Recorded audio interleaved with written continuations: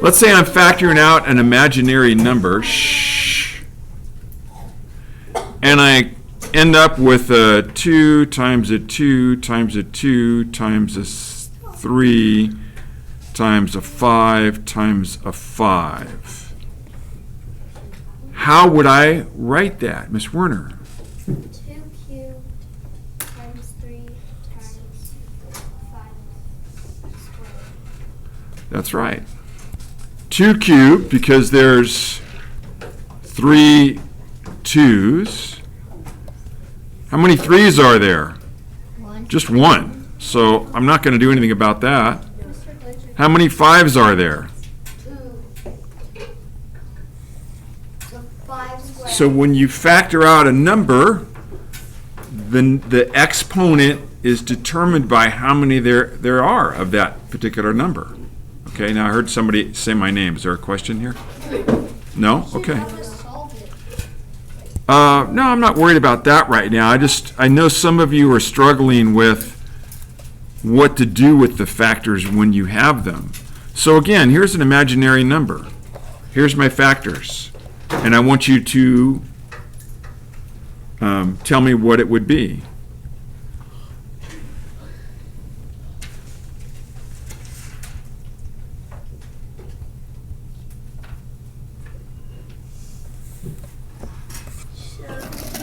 Shh.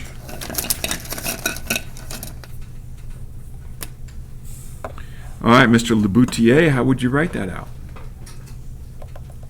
2 times 3 to 3 Shh. 3 cubed, okay. times 5 times 7. Times 7 cubed, that's right. Nicely done, put up 10 points. You guys see that? Okay. Anybody not see it? All right. So that works well. I think you guys understand that for a single number. But what if I have 2 numbers, and these are the factors for those numbers? Let's say one is 2 times 2 times 2 times 3 times 5 times 5. And this one is 2 times 2 times 5. And I want to find the greatest common factor between these 2 numbers. And so this is what I would look at after you factor them out. How would I determine what the greatest common factor would be? Okay, I want you guys to do it real quick if you haven't yet.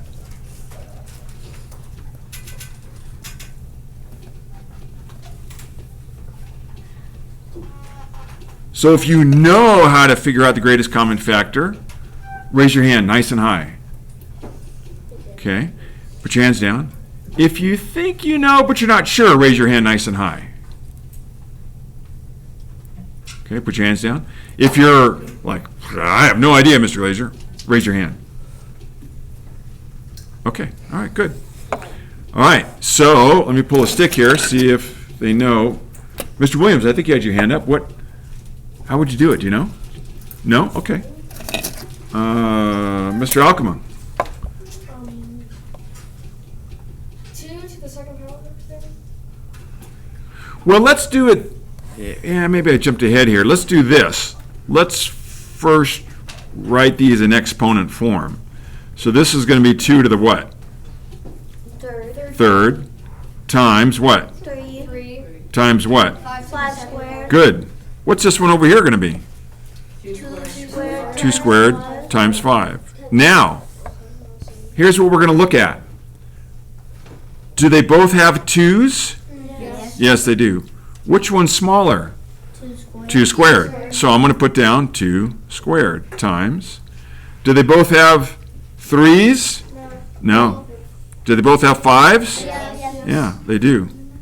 Which one's smaller? 5. Just the 5. That's it. So that would be the greatest common factor for these 2 imaginary numbers. Now, remember I told you guys this the other day. I'm sorry. Every number has an assumed exponent of 1, even though we don't write it. If I write the number 12, there's an assumed exponent of 1. We just don't bother writing it.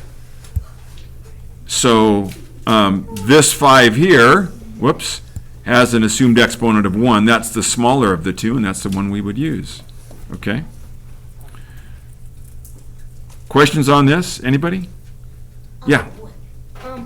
Say you have like 2 squared, and then you have on the other, you have 2 squared times 3, and on the other one is 2 times 3 squared. What would you do? Yeah, good question. So, we have a 2 in each one. There's an assumed exponent of 1. Which one's smaller? Obviously, the second one. So I would just write 2 times. And then we also have, each one has a 3. Again, there's an assumed exponent of 1. Which one's smaller? It'd be this one. So we would just write 3. And so between those two numbers, imaginary numbers, whatever they are, the greatest common factor, 2 times 3, would be 6. Does that answer your question? Okay. All right, going to do one more like that. Mr. Glacier, I have a question. Yeah, question, hon? When we're like doing quiz and homework on this, in the answer column, do we write like just the multiplication expression, or do we write the answer? Yeah, good question. If you didn't hear it on the video, she's asking if you would write it like this, or would you write it like this? And No, I mean like oh, okay, I misunderstood. you would obviously do the bottom one, and then Right. But do you like solve that? And then Oh, right. If I'm asking for the greatest common factor, yes, you would solve it. And then Okay. put the answer in here. And then you would put the answer, okay, in the answer column. Okay.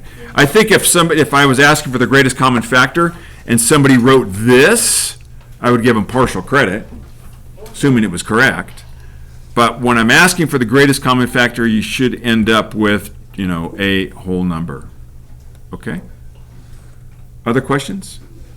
All right, I want to do one more like that, and then I'm going to give you guys a little review handout for some more practice before the quiz tomorrow. And again, the quiz tomorrow is going to be 1.1 to 1.5.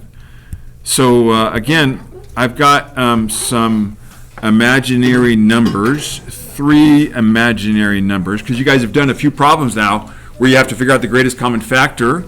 Girls, you two should be paying attention. And I won't say that again. You've had to figure out the greatest common factor between 3 numbers. So I'm just going to put up some imaginary results here.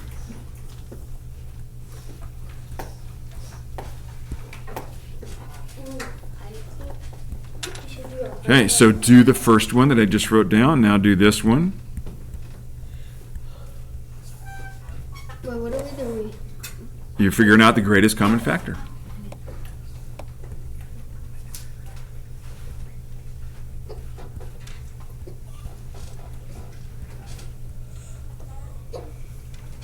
Okay.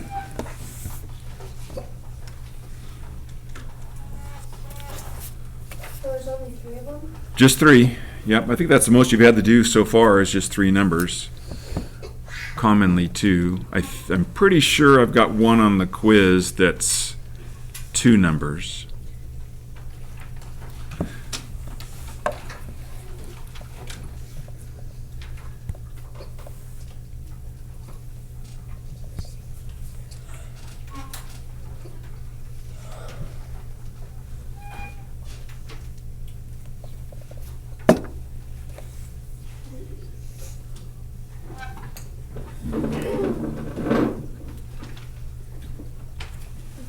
Okay, Miss Harley, tell me the prime factorization of this first one here. 2 times 3 cubed times 5 times 2 squared. 2 squared? Times what? 7 squared. Good. You have to hang on a minute. All right, Miss.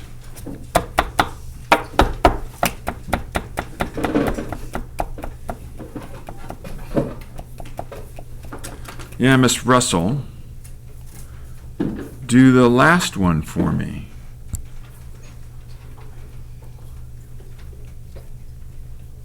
2 times 3 times 5 squared times 7 squared? Nicely done. Both of you put up 10 points. And this very last one here, Mr. Orweller. 2 squared times 3 times 5. Good. Nicely done. So now we have them factored out. Now we still need to figure out the greatest common factor. So let's see here. Mr. Patania. Oh, put up 10 points. Mr. Patania, what would the first factor be that we'd use? So, Pick a number. What number are you going to look at? right now I'm looking at the middle one.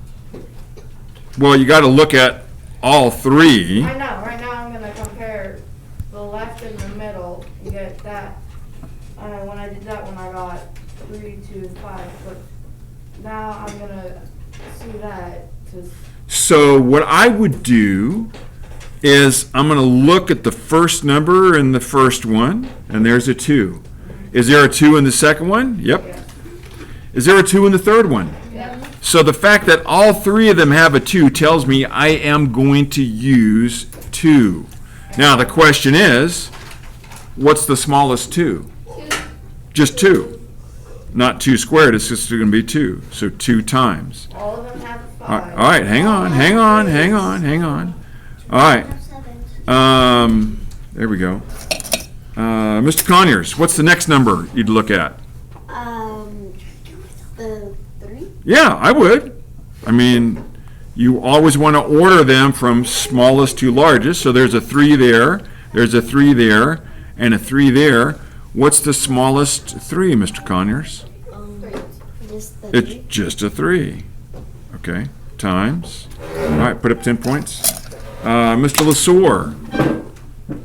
We'll look at 5 next. Okay, They all have a 5. they all have a The 5, smallest one is 5. right? And then 2 times 3 times 5 equals 30. Okay, nice. Now, the last number we need to look at, let's see here, I'll use blue, I haven't used that yet. Mr. Marquardt. Yeah, boy, deer in the headlights looked there for a second. All right, Mr. Marquardt, we're looking at what? What number? 7. 7s, that's right. That one has a 7. Does the middle one have a 7? No. It does not. I mean, so we would stop right there. The last one, even though the last one does, it doesn't matter. All three, if we're looking at 3 numbers, and we want to find the greatest common factor between all 3, then all 3 have to have a matching digit. Okay. Questions on this, you guys? All right. How many, raise your hand if you understand this a little bit better now. Okay, good. Good. A little, about half the class. Wow. All right, I'm going to stop this.